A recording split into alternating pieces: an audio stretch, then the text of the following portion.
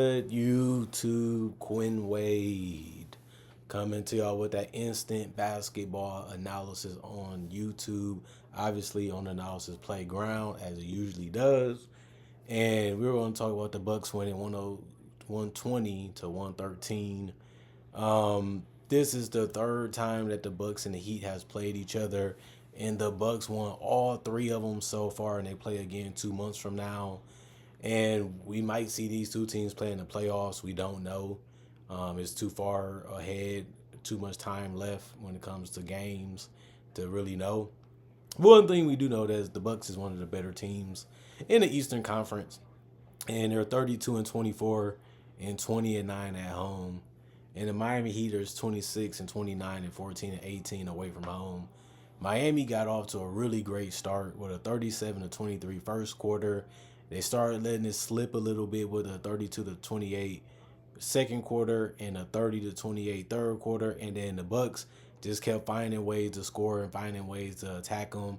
That they even had a 35 to 20 fourth quarter to win this game by 7.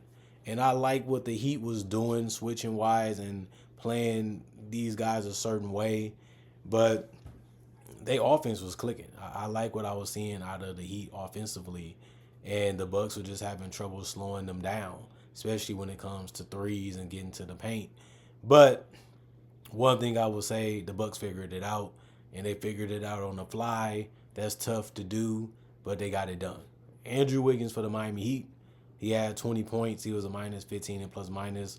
He did have 3 personal fouls and 4 turnovers, 1 block, 1 steal, 4 assists, 6 boards, and 2 of them was offensive. 5 of 7 for the free throw line. He was 1 of 5 from 3, and the 3 that he hit was and 1 3, which was good to see. But he was 7 of 20 from the field. We know that Andrew Wiggins has the ability to get 20. He has the ability to get more, but how is he going to do it for the Heat?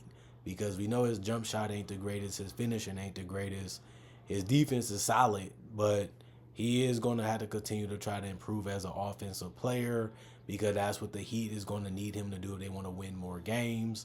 But he's good at scoring, not great or amazing. And I think we all knew that in the draft. We knew his potential, but he never materialized as a great mid-range or three-point shooter. He was just good at those things at best. Bam Adebayo. 24 points for him, minus 16 and plus minus, 4 personal fouls, 1 steal, 1 assist, 7 rebounds. 2 of them was offensive, 2 or 3 from the free throw line, 2 or 2 from 3, 10 of 16 from the field. I like what he was doing tonight. His floater game is unbelievable. His pull-up mid-range is patented at this point. You got to like the fact that he's still shooting the threes, and he made all of them tonight. There's no criticism that I have for Bam besides he fouled too much in this game, which he, like I said, he had 4 of them, and that was probably his biggest criticism. Bam, he's a unique player, and I got to have love and respect for him, because you don't really see guys that's selfless in the league. He's willing to set screens. He's willing to help rebound. He's willing to be a help defender. He's willing to stretch the floor. He's willing to pass over and over again and do dribble handoffs and turn down shots that he want to take for other guys to take them. He's just really unselfish. And you really have to love Bam for that, especially because he's a defender too. And that's one of the hardest things to do in this league nowadays. And he's still one of the best defenders in the league. And he's just asked to do so much, and he just doesn't care because he likes to hoop and he likes to be there for his teammates, and that just rubs off on them. And I love when I'm seeing out there rookie Khalil Ware. He was 6 of 10 from the field, 0 of 2 from 3, but he had 12 boards and 12 points, a double-double for him, and 4 of his rebounds offensive. He had 4 assists, and he also had a block. He's going to protect the paint a little bit. He's going to, clog up the middle, finishing wise. I like that. They needed somebody that Bam can communicate with and have his back, and I think Khalil Ware can grow into that as a player, and he also is a great rebounder too for his position and for his age and for his body right now. And he did have 4 personal fouls too and 1 turnover, but that's not that bad in 37 minutes. And he was a -1 and plus minus, plus he's a rookie. So I understand why things are slowly coming together for Khalil. But he actually was Eastern Conference Rookie of the Month, showing you that he's soaking it all up very quickly and he's willing to go out there and help his teammates win games. Even though they haven't won a ton of games lately, they still have a chance to make the playoffs if they can figure things out quickly. And Davion Mitchell is a guy that they're trying to plug in there as a defender and trying to help him be a two-way player. He's 2 of 4 from the field and 1 of 3 from the three-point line.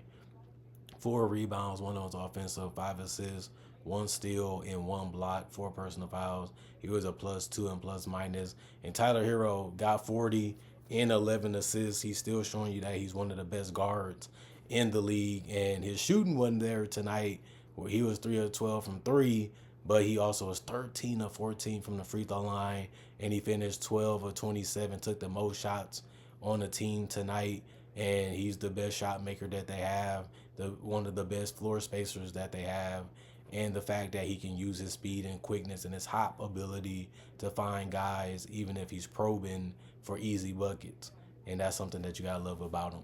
7 rebounds for him, 1 of was offensive, 2 turnovers, 1 personal foul, +7 and plus minus for Tyler Hero. Duncan Robinson, 21 minutes, 1 of 3 from the field. It was all threes, and he made one of them that was tough. The other ones he didn't. 4 rebounds, 2 turnovers, 4 personal fouls, -4 and plus minus 3 points. Nikola Jovic, 3 of 4 from the field, 1 of 2 from 3. 2 rebounds, 2 personal fouls, +10 and plus minus 7 points. Kyle Anderson played 9 minutes. He had 2 rebounds. He was a -11 and plus minus. And Terry Rozier, 0 of 4 from the field, 0 of 2 from 3, 2 of 2 from the free throw line. He had 2 points and 2 rebounds and -7 and plus minus. And Kevin Love didn't play personal decision, and the rest of the guys did not play coach's decision.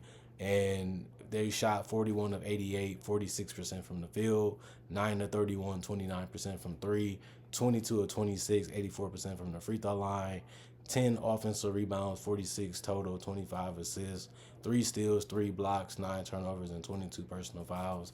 And the Bucks ended up getting off to a slow start, but they started figuring it out and found out how to get it done ultimately. Torian Prince, 1 of 4 from the field, 0 of 3 from the three-point line, 1 rebound, 3 personal fouls, +1 and plus minus 2 points. And Giannis Antetokounmpo, 11 of 18 from the field, 1 of 2 from 3, 23 points and 16 boards. That's crazy, but this is what Giannis does. If he doesn't get 30 and 10, it's something wrong. That's how dominant and that's how great Giannis has been since day one. He was a guy that we knew had a lot of potential. We didn't think he would be Defensive Player of the Year, MVP, and Finals MVP potential, but he lived up to that and exceeded that and became one of the greatest players we ever seen and the greatest Buck we ever seen in uniform. And he continues it. They don't win this game without the defense and the aggression of Giannis. And the 3 offensive boards, the 7 assists, the 1 steal, the 1 block. He only turned it over 3 times. He only had 2 personal fouls in 32 minutes. And he was a +16 and plus minus. The dude is just a fantastic basketball player. And he really started the game hitting elbow jumpers over Khalil inbound. And there was nothing that they can do but allow him to make it. And that just shows you that he's willing to put in the work to become and be the best player he can be before he retire. And that's why he's one of the greatest ever. Kyle Kuzma, 5 of 12 from the field, 2 of 5 from 3, 3 rebounds, 3 assists, 4 personal fouls, -2 and plus minus 16 points. Brook Lopez, 6 of 11 from the field, 2 of 7 from 3, 3 of 3 from the free throw line, 4 rebounds, 2 was offensive, 1 assist, 2 blocks, 2 personal fouls, +2 and plus minus 17 points. And Damian Lillard was 9 of 17 from the field, 5 of 12 from 3, 5 of 6 from the free throw line. He did have 8 assists, 3 rebounds, and 1 was offensive.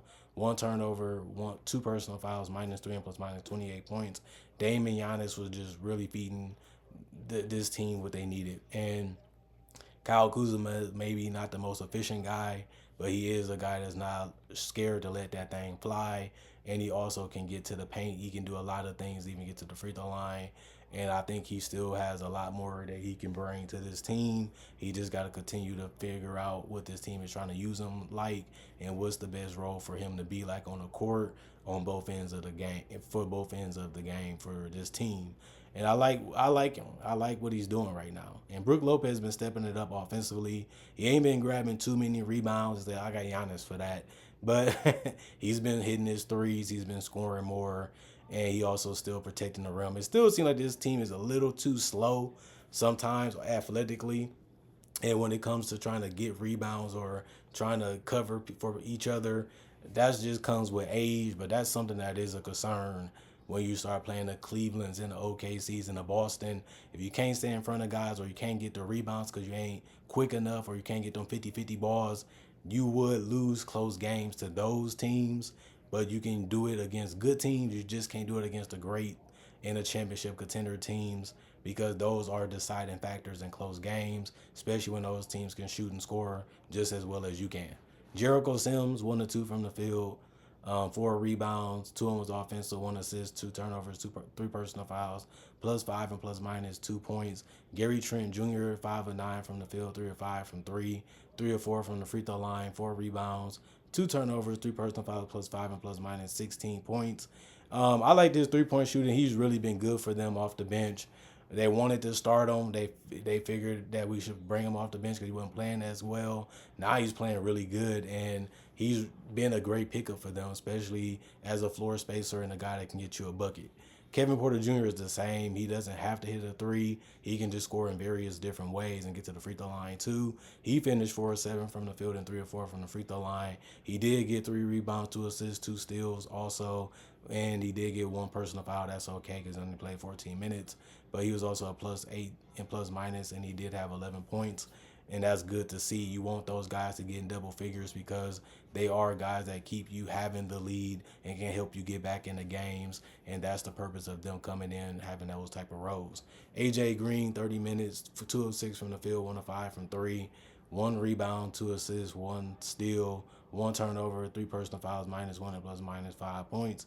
And Andre Jackson Jr., 2 minutes, 1 rebound, 1 assist, +5 and +-. And Ryan Rollins played a couple seconds. He didn't do anything because of that. Just like Andre Jackson Jr., he was a -1 and +-. And even though Andre did a little bit more than he did, they couldn't really do a lot because they didn't play a lot. The rest of the guys did not play. Coach's decision or suspended because of taking the wrong medicine, which was the Bobby Porter's reason of not playing the next 20 plus games. Unfortunately for the Bucks, but they still been winning. 44 of 86, 51% from the field, 14 of 39, 35% from three, 18 of 22, 81% from the free throw line, 40 rebounds, 25 assists, 4 steals, 3 blocks, 9 turnovers, and 23 personal fouls. And they get it done like they needed to, as they're still trying to get the best record they can get and trying to mesh and figure out so many different things so that they can still have hopes of being champions, because you want to prove that you that guy that can lead a team to a championship.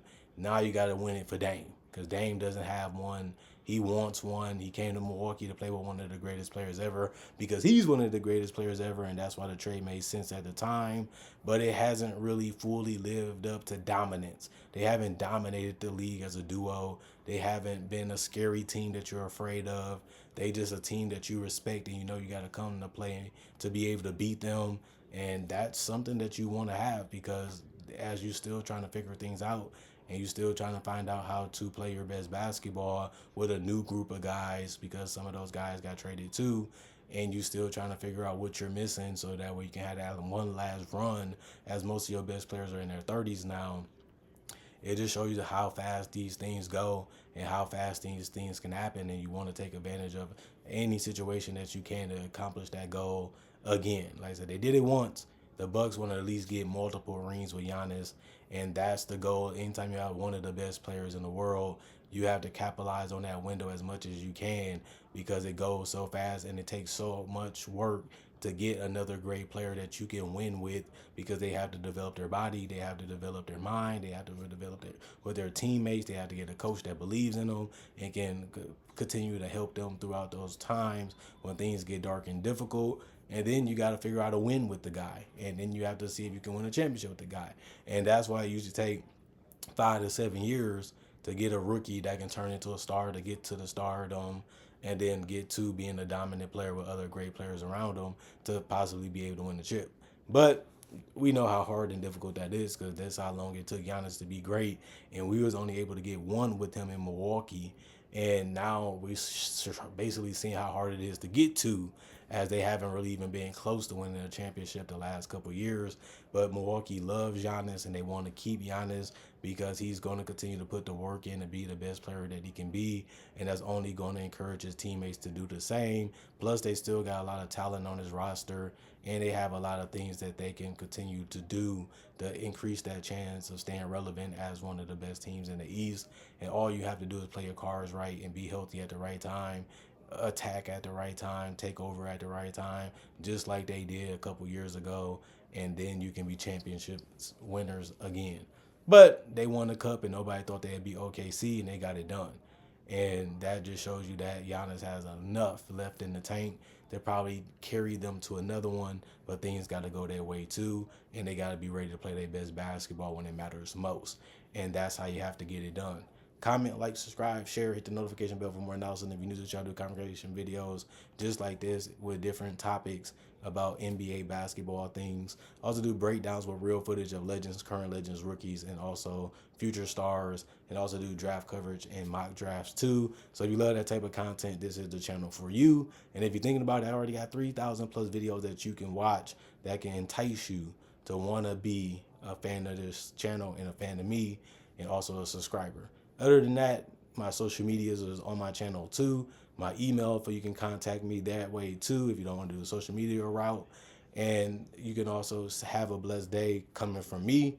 And hopefully you guys are living up your dreams and doing what you want in life, and still having that leisure and that rest and that fun in there to keep making life be good for you. Hopefully y'all stay good. I'm going for today. You know I'm going to be back later today with more analysis. This is what I do. This is what y'all want to see. And that's a 50-50 why the channel is so relevant and still going on strong to this day because of fans and viewers like you guys. And I can't forget that because I did this 10 plus years ago, and I thought that it would be a good idea, and then it became a genius idea at this point. But that's just how I got this far. Not giving up, continue to put the work in, not cheating the game, continue to be the best I can be, giving y'all the best knowledge I can give y'all, and y'all love it and enjoy it for what it is. And I appreciate the fact that y'all love and enjoy my content for what it is, and y'all are positive as it can be about the content lately. And that's how I know we can have a better 2025 than 2015. And that's not a diss, that was a great year. It just gave me a lot of fans and a lot of people that seen the potential of what I can be as a person breaking down the game of basketball. Now I only have expanded and gave y'all so many more things to watch, and I have got more time, so I put more into the channel. And that's why this channel is looking a whole lot different, and a lot of people have been coming to this channel and loving the content, just like the guys that loved it in 14 and 15, and even some guys was loving it back in 13 and before that. But that's a long story about that. Other than that, I'm gone for now. Y'all stay blessed up, and see you guys later today.